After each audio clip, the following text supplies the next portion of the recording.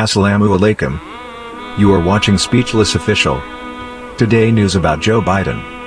U.S. President Joe Biden is trying to shepherd world leaders towards stronger climate goal commitments after Washington's disengagement during the Trump administration. Climate activists are eagerly awaiting Thursday's kickoff of the virtual Earth Day summit hosted by United States President Joe Biden, hoping that a more planet-friendly administration will mark a giant leap forward in U.S. leadership on what many see as the defining challenge of our times.